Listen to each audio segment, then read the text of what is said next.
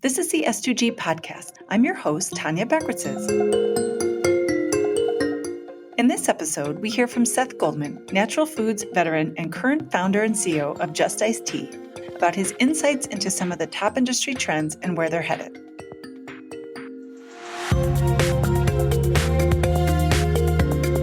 This podcast is for informational purposes only and should not be construed as legal, business, tax, or investment advice, nor should it be used to evaluate any investment or security. It is not directed at or intended for any current or prospective investor in any investment vehicle sponsored by S2G. Investing involves risk, including the potential loss of capital. References to specific companies are for illustrative and educational purposes only and do not represent an endorsement or investment recommendation. S2G currently maintains an investment in Eat the Change, and S2G's investment is not open to additional investors. The views expressed by podcast guests are their own and do not necessarily reflect the views of S2G and are subject to change without notice. For additional important information, please visit s2ginvestments.com/disclosures. I think more broadly, I see consumers continuing to look to their food as a source of not just nourishment, but also inspiration, right? So we're at a very unusual time in our country where decisions are being made and things are happening that people feel not necessarily having a control over. And with food, you have the chance to take back agency, right?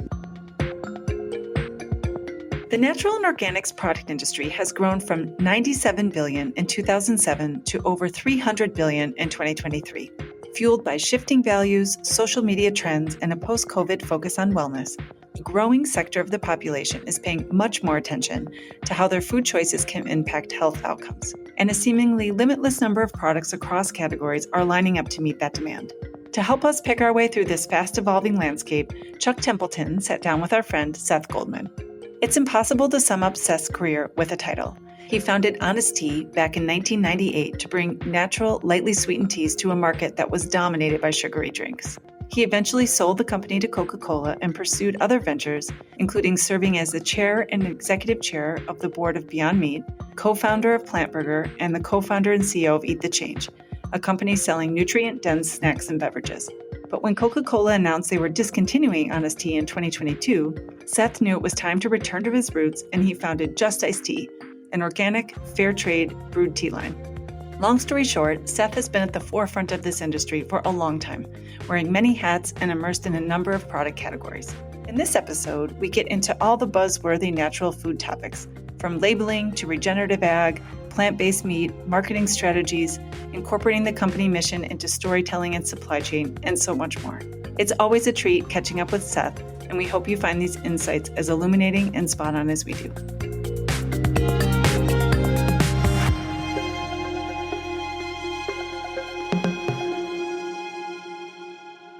Hello, Chuck Templeton here with S2G Investments, and I'm sitting down with Seth Goldman. I'm so excited about this, Seth. You've been a friend of the firm for a long time and have been an entrepreneur of the better for you food system for a long time, but could do a whole podcast on your background. But can you give us a little bit of your career? Sure. It's great to be with you, Chuck. And yeah, I've always admired the work S2G has done, and you guys have been great partners through a lot of different enterprises. I started Honest Tea out of my house back in 1998 and had no previous experience in the food industry, but I learned the hard way, as I know a lot of your portfolio companies and the people in this community do, and eventually grew Honest Tea to a scale that we became part of the Coca-Cola company. And I eventually transitioned into other roles with Beyond Meat, where I was executive chairman and then chair of the board. I also was involved with Happy Baby, which became Happy Family and sold to Danone. And then in 2019, I got involved with PLNT Burger, which is a plant-based restaurant concept that started again here in Bethesda. And I had also launched a new business called Eat the Change, which was about planet-friendly foods and snacks, and was doing that until I got an unexpected call in May of 2022 from the Coca-Cola company, who told me that Honest Tea was being discontinued, and that led me back into the bottled tea industry. And so now we've really morphed Eat the Change into Just Iced Tea, and that's, I would say, my day job now. Yeah, and there's so many lessons in that. We'll get to some of those, but why better for you food initially, way back in when? Yeah. Before I launched Honest Tea, I had been working for a company called Calvert, which does what was then called socially responsible investing, mutual funds. And I enjoyed that work, but I always wanted to create something. And it just so happened this was now the fall of 1997. I was working for Calvert. I gave a presentation in New York to a bunch of institutional investors. And after the presentation, I went for a run in Central Park. And after the run, I was thirsty and I went to a beverage cooler and I was just struck by how everything on that cooler was so sweet or had no flavor, or at least no natural flavor. There were some diet drinks, of course. But I realized this could be a space that I could attack, I could get passionate about. I got in touch with my business school professor, Barry Nailbuff, because when I was his student, we had done the case study of the beverage industry, and we had both agreed that was a missing space. But now it hit me in the face, and I said to Barry, I'm ready to do something about this now. And Barry had just come back from India, where he'd been studying the tea industry, and he'd come up with this name, Honest Tea.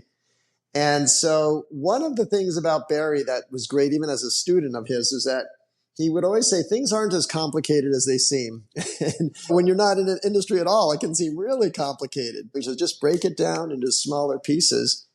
And all of a sudden, it's okay, yeah, we don't know anything about brewing tea, but what do you need? You need to find a place to buy your bottles. You need a place to brew the tea. Anyway, every little component we just started to knock off and said, okay, here's where we could get the tea, and here's a store we could sell it to. And as it turned out, it probably was a little more complicated than I thought going in, but that was a good mindset to have, even if it was more complicated eventually. Yeah, I love that mindset. I have a good friend who's also an entrepreneur who talks about just start, right? Do the first thing, and then that'll lead you to the second, which will lead you to the third and all that. Yeah. So ultra processed foods, I guess, was what you were trying to avoid after that run, and things that are not great in the food system. But we do seem to have some good evidence that there's these other sort of challenger brands and whatnot that are coming up and making a play against the ultra processed. What do you see happening right now?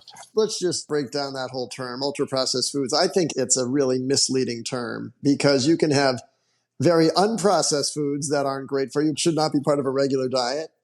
And then a product like our tea, it goes through a process, right? You have to brew the tea leaves. You're adding in sweeteners. Sweeteners are extracted from plants. I don't have any problem drinking my tea, and that I drink every day, multiple times a day, and I would recommend it as part of a healthy diet. So I would rather be looking at nutrient-dense foods. I'd rather talk about clean foods in terms of organic. I would rather be talking about the supply chain.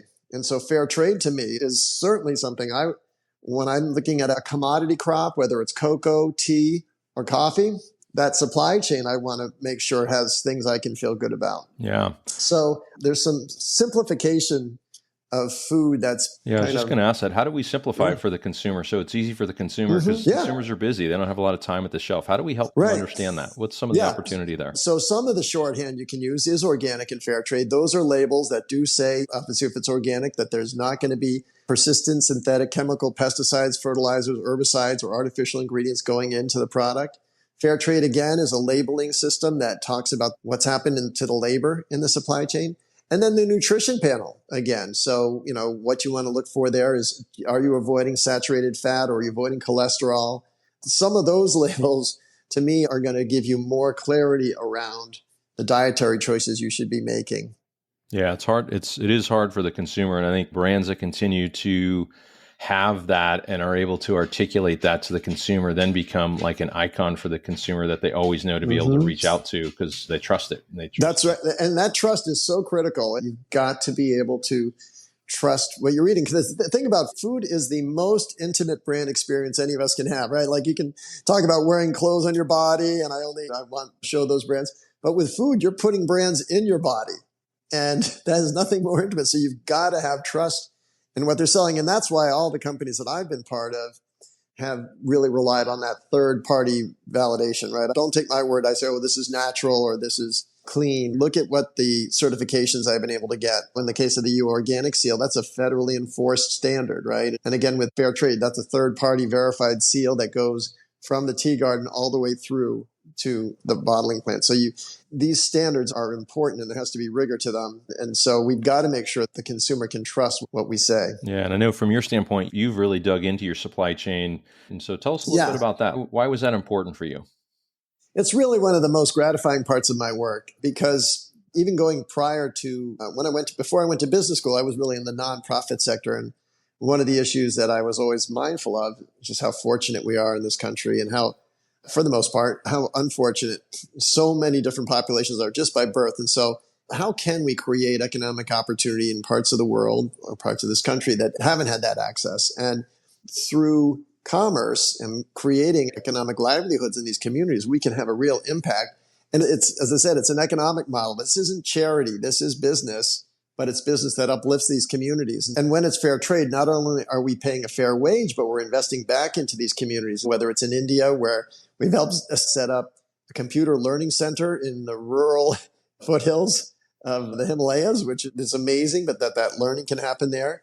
Or you go to Mozambique, where we're building a health clinic that provides access to healthcare that tens of thousands of villagers would not have access to, and where the life expectancy is so low, 54 years old in this, where we source our tea from. And so being able to provide basic diagnostics about whether someone has malaria or cholera or AIDS, these are very basic things, but if they don't have the ability to determine what it is, they can't treat it, and then they can't treat it, they die. This, for me, is what's so exciting, and it's hard to put that all on a label. It is on our website, it is on our different social channels, but someone's got to dig deep to get it. And the way it works is they don't have to know those things. They don't have to care about those things in order to support our brand. But if they do care about those things, it's great for us to be able to share that impact. And of course, it's important for us to share that with our employees. It is a big motivator for them. It makes them feel like what we're doing has purpose to it, and everybody wants to work with purpose. Yeah. I mean, that's the opportunity, right? It's just making a great brand, a great product for the consumer, whether it's a CPG or clothing, as you mentioned earlier, or whatever, but just that has great value and it ladders up to that consumer's ethos and who they are as a person, right? And I think just the one thing I'll say, like I said, it's great when the consumer cares, but it's even better when it doesn't matter if they care. That it just, because the product works on its own. I love to educate every consumer about the impact they're having. Realistically, I don't often get that chance. Yeah, and many just want a great tasting beverage and that's fine too. Yeah, at that moment. So that's perfect. Awesome.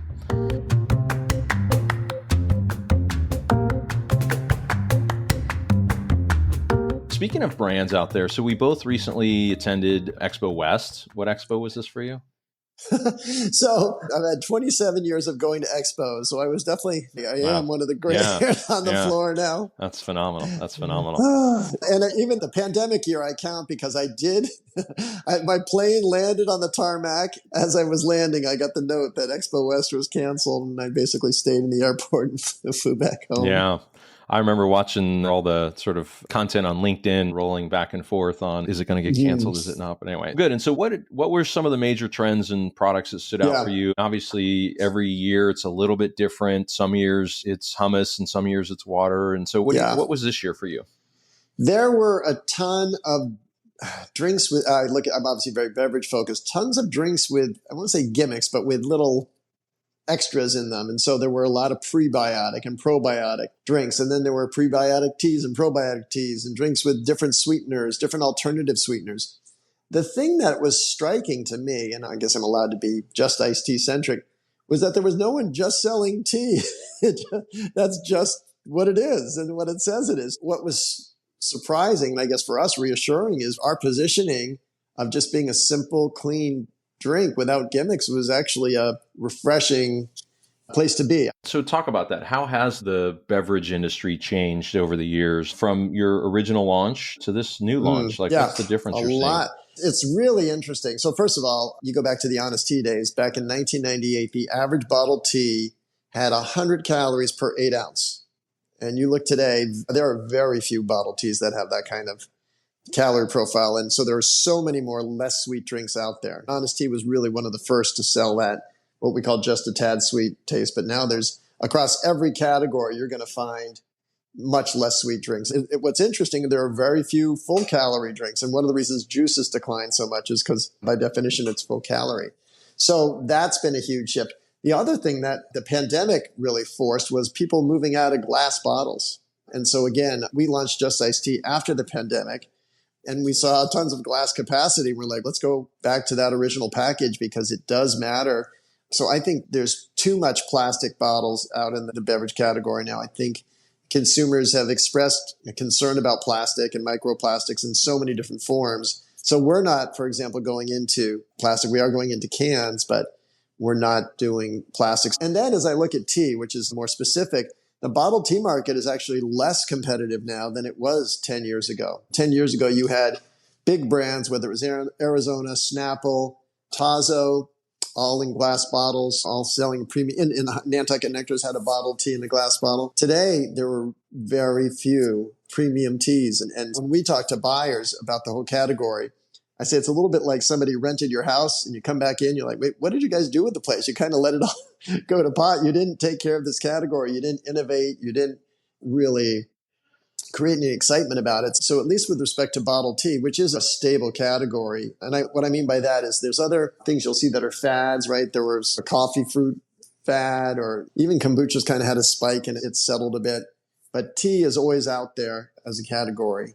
It goes through phases of being neglected or not. And I think this is one reason we're seeing so much growth, is because there is an appetite for really creating some more excitement around tea. And talk about some of the flavor profiles that you have now relative to back then. It's funny. The top seller for Just Iced Tea is our Peach Oolong, and that was the top seller for Honest Tea.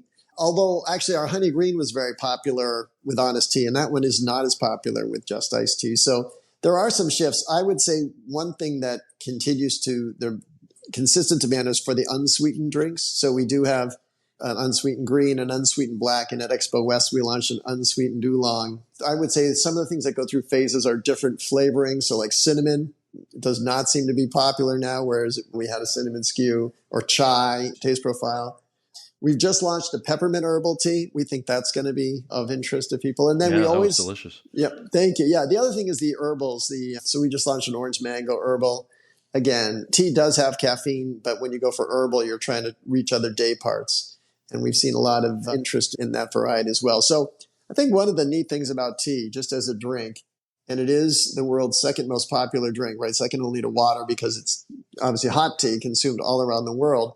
So there's an endless combination of options we can have. And I'm fortunate my co-founder, Chef Spike Mendelsohn, is a creative chef. And so we come up with some really novel ingredients and ways to use them. I think the other thing just to say, and one of the reasons I think we've stood out, continue to stand out, is we brew with real tea leaves versus most of the bottled teas that use a powder or syrup. And so when you go to our bottling plant, the ingredient we're using is tea leaves. It's not coming out of a barrel. How do you balance that? There's got to be taste, right? You want to be healthy, but you also have to make it profitable. How do you balance all that? Yeah. The neat thing about tea is it is a very inexpensive crop relative to what we're spending. So when I look at a bottle like this, the bottle itself, the empty bottle, is about 20 cents.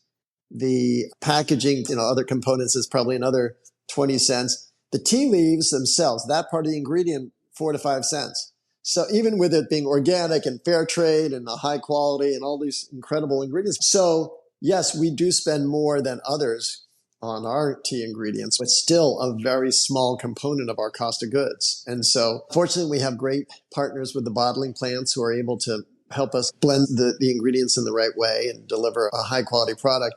But it would be very different if we were a juice where the whole product is the cost of goods is whatever that is. For us, it's more about how do we blend these in ways that create delicious taste, but still for pennies a bottle. And that's why for us, the organic and fair trade, it adds altogether probably about a 20% more expensive ingredient, but that's basically turns out to 1 penny per bottle more. So for us, that's a small component of what we pay to make it, I would say, much more meaningful. Yeah, and to just have those flavors pop like they do and as distinguished as they are. Yeah, and that's actually another advantage of being a less sweet drink, right? Because everything we make is minimally sweetened.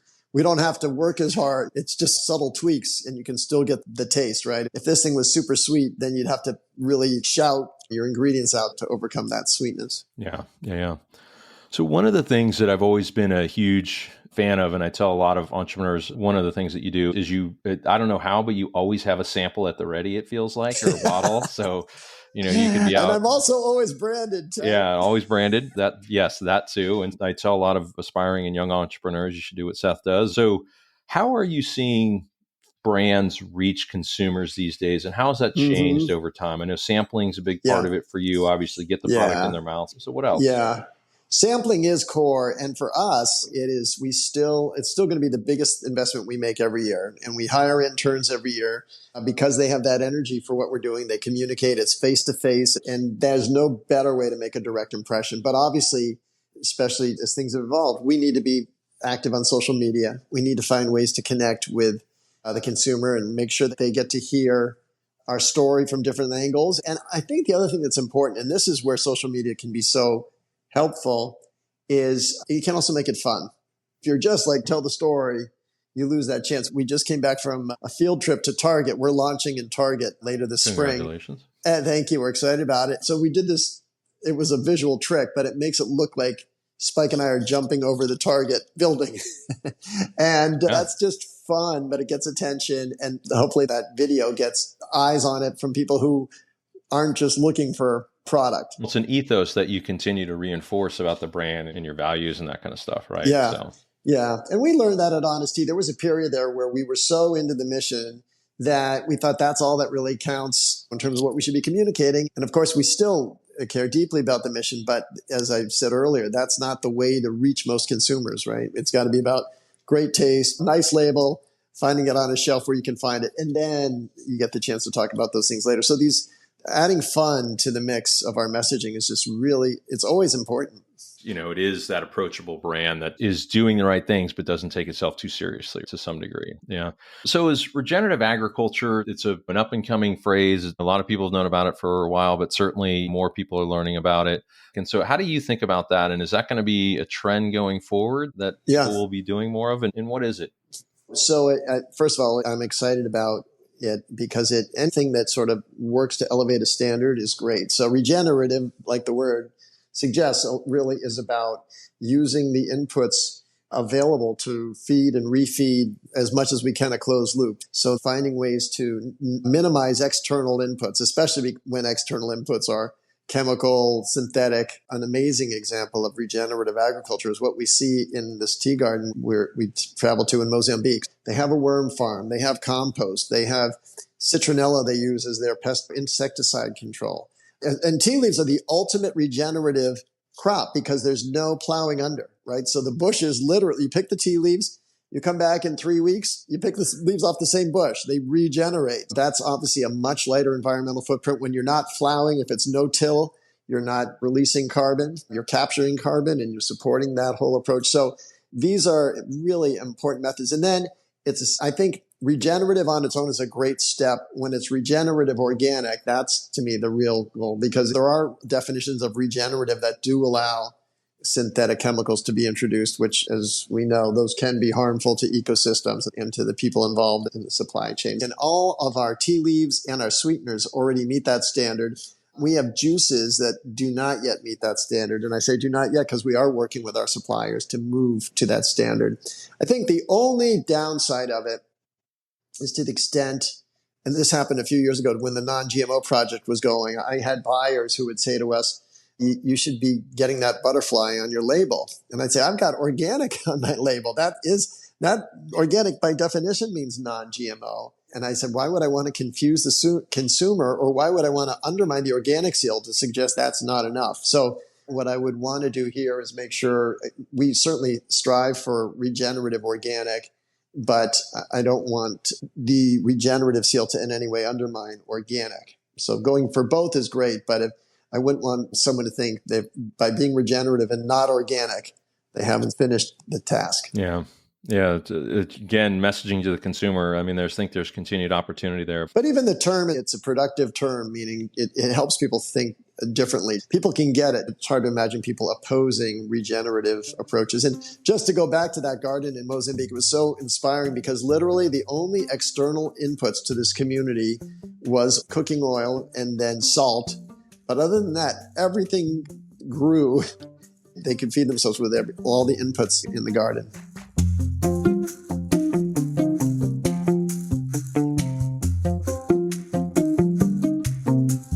So plant-based products. unpacks, right? So plant-based meat, plant-based dairy, that kind of stuff. Yeah. We've seen ebb and flow a little bit recently. Yeah, we have. And you've got PLNT Burger with, I think, 13 locations or something. Most of those are in Whole Foods. Is that right? 11 of them are in Whole 11 of Foods. them are. One's and then a freestanding one in New York and one in Brookline, Coolidge Corner. Very cool. So Massachusetts. Where are you seeing plant-based go right now? Yeah. It's interesting. It's going in lots of different directions. So PLNT Burger has continued to grow every year and every quarter, which is great to see. And part of that, I think, is just a really tight concept that works and is easy to understand in an emerging market still. PLNT Burger, with respect to Beyond Meat, has gone through a really challenging period. I feel like we're coming out of it, but it has been tough. There have been, I would say, deliberate and organized attacks by the meat industry and groups like what are called Center for Consumer Freedom, where they've literally tried to undermine our products. And so, again, that's why I reacted so strongly to that term ultra-processed food, because that's become a shorthand for a way to try to criticize the products. And what Beyond Meat has done in response, which I think is very smart, is take the criticism and say, okay, if process is a concern or if ingredients is a concern, let's see if we can do better. And so they did move to avocado oil as an example, or they found a way to lower the sodium and lower the saturated fat, and then explain the process in a way that is clear and simple. And what I always say, the equipment used to make Beyond Meat is the same equipment used to make pasta. It's an extruder, and it's just putting ingredients through a pressurized chamber that helps create texture for them. And so if you have a problem with Beyond Meat, then, don't be eating pasta because it's the same process. And then Beyond Meat's also evolved the product. So now their steak just won the endorsement of the American Heart Association. And again, that's a health standard. So these are effective protein substitutes that do work. And of course, PLNT Burger has been able to benefit from the innovations of companies like Beyond Meat, and then find fun and delicious ways to offer them to consumers. And I'm a long-term believer in plant-based. I do think partially we went through, maybe call it an artificially inflated period during the pandemic. And then there was a recoil against that. And now I think coming back, and what we see, especially as you look at Europe, where Beyond Meat is carried in most of the markets in Europe, in McDonald's, and it's seeing it grow, that's just an encouraging sign. And I would, in general, say that the European consumers are a little more savvy around what's healthy and what's environmentally effective. And there, it's great to see it continue to grow. Yeah. I use this analogy all the time. The internet didn't always go up and to the right. It had some boom and bust periods. And I strongly believe that as these plant-based protein companies continue to improve on the texture and the satiation and sensory aspects to it, that there's no reason that it won't continue to grow and innovate. And even the messaging needs to evolve too, right? I think what sort of got this whole category started now needs to evolve as well. And so that's something they're working on too. Yeah, instead of trying to be something else, be yourself to some degree. And demystify it. If your sort of opponents are trying to mystify it, then demystify it. Yeah, I like that. That's a good way to say it too. You've built multiple companies. What do you tell entrepreneurs who may be thinking about starting a company or thinking about wanting to get into CPG, or maybe even thinking about they're on their path and they want to potentially sell it to a larger CPG? How do you think about entrepreneurship right now in this world? In a big picture, I'll say there's very few things that are more satisfying than to create something you believe in. But it's especially true in food, where you get to have it interact with people. If it benefits their health, if it benefits the others in the supply chain, that's just a wonderfully gratifying thing to do. Just the emotional and sort of spiritual benefits of doing that are enormous. That said, it's really tough. And I don't think it's ever tougher one moment than another. It's just tough all the time. So don't have any illusions about that. And certainly don't do it for the money because of all the things to bet on, that's the least guaranteed, right? It's do it because you believe you have a purpose in doing it. And that will inspire you and inspire others to follow and inspire others to support you. If you get to the place where you're at a point of success and you think there are opportunities to sell, but think carefully about what your long-term goals are. I still don't have regrets about what we did with Honest Tea and Coca-Cola. We had the opportunity to scale this organic and fair trade brand inside the world's largest beverage system. And we actually got half of it right? Honest Kids is now part of the Coca-Cola company. It's the only organic product they have in the United States. And it is a $500 million brand, and it's carried in McDonald's, Subway, Wendy's, Chick-fil-A, and it is playing a role. So just to give you a sense of the kind of impact we have, Honest Kids was a 35-calorie juice box. We replaced an 80-calorie Minute Maid apple juice. in McDonald's. So that's a 45 calorie differential every year. McDonald's sells over 200 million units of Honest Kids. So just that relationship helps remove over 1 billion calories from the American diet every year.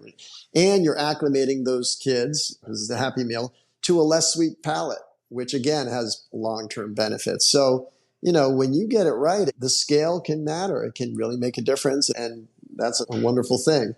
I think you as the entrepreneur have to think about what do they mean for you. Coke invested in Honest Tea in 2008. I stayed on through 2019, so 11 years afterwards. I then had a halftime role, but I was still involved. And I enjoyed that work, but a lot of entrepreneurs don't last more than a few months with the acquiring company.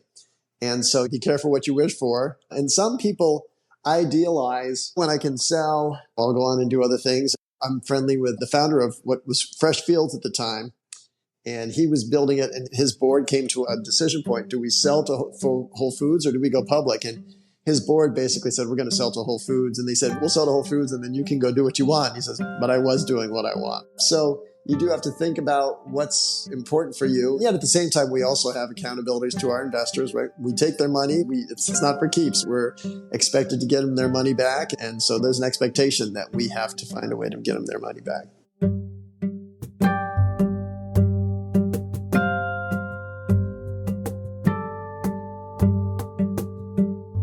Speaking of staying true to your company mission, Seth shared a few examples of how CPGs are working to elevate their practices and hold themselves accountable to higher social and environmental standards. The Purpose Pledge, I think we're going to be signing on to that. Are you aware of that? Tony's, it's a company based in the Netherlands. It's those large chocolate bars. Have you seen it? It says Tony's on. Okay. Yep. And Totally. they have a commitment to an exploitation-free supply chain. And what's interesting about it is as they've been growing, they just took a big investment in from Verlinvest. And shortly after that, the founder said, we don't know where this company's going to go. We want to embed purpose and mission into the business. And so they created something called Mission Guardians, of which I'm the chair of the Mission Guardians. And I have a governance role, and it's basically a golden share. It's actually a golden share with ownership without any economic interest. It's only that we have the ability to protect the mission of the company. And so we can hold management accountable. If somebody comes to us with concerns about the supply chain, then we bring that to management, and we have different ladders of escalation to make sure those are addressed. And then the Purpose Pledge is related to a lot of B Corps in the natural foods industry.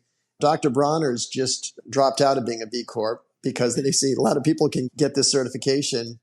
And so they've created something called the Purpose Pledge with these commitments, holding companies to these, I would say, higher standards. And for us, that resonates. And it's everything from whether it's organic or fair trade, but there's even something around pay ratios within the company. It's an interesting new approach to, I would say, with higher standards for mission-driven business. And so what's next for the natural food industry, for Just Iced Tea, and for Seth? Is it more the same, or is there something next? Yeah, so I really enjoy this work. I'm not looking for the exits. I am looking to scale Just Iced Tea. Our goal, of course, is to become larger than Honest Tea. We're about halfway there in terms of where Honest Tea got to its point of scale. We've only been at it for 2.5 years, so we got a lot more upside to go. And then we know innovations are critical. So as I mentioned, with Honest Tea, the lasting part of Honest Tea was Honest Kids, right? We know with Just Iced Tea, we think there can be some exciting directions that we're just starting to explore while still making sure we sell the tea that we are selling now.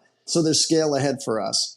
I think certainly with PLNT Burger, we're just expanding there as well. We just opened our second brick and mortar store, and we know there's more opportunities to take that business to new markets. We're very focused on the Mid-Atlantic for now. I think Beyond Meat, as I said, is coming back, regaining its mojo and getting the consumer to take a fresh look at the category. And I think more broadly, I see consumers continuing to look to their food as a source of not just nourishment, but also inspiration, right? So we're at a very unusual time in our country where decisions are being made and things are happening that people feel not necessarily having a control over, maybe frustration or puzzlement. And with food, you have the chance to take back agency, right? No one's forcing us to eat anything. Now, especially with the availability we have to all the new channels of buying food, we have the ability to choose our diet and to choose our impact with our diet. That's why the original intent of that phrase, eat the change, was empowering the consumer. And for us, I would love to see more and more consumers recognizing this power and seizing the power they have to make choices that are aligned with what they care about. Yeah, I couldn't agree more. That was a fantastic way to finish this. Thank you, Seth. Really appreciate your time today. Thank you, Chuck. And thanks for all the partnership over the years. It's just been great to know S2G has literally had my back as we grow and believed in me. And you guys have just been great partners. And I love the portfolio as I look across in almost every category. You guys are finding ways to invest in impact and growth. Yeah, thank you, Seth. And it's great to be a partner with you too as well. Thanks. It's hard to put it better than that. S2G was founded on the belief that the customer can wield so much power and influence, especially when it comes to their food choices. As customers continue to make purchasing decisions that represent their personal wellness and broader environmental and societal values, we believe the market for brands that effectively prioritize and promote these values will continue to grow.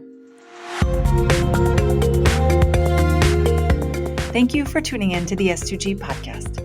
If you enjoyed this episode, please subscribe, leave us a review, or share it with a friend. For more information or to connect with us, check out s2ginvestments.com.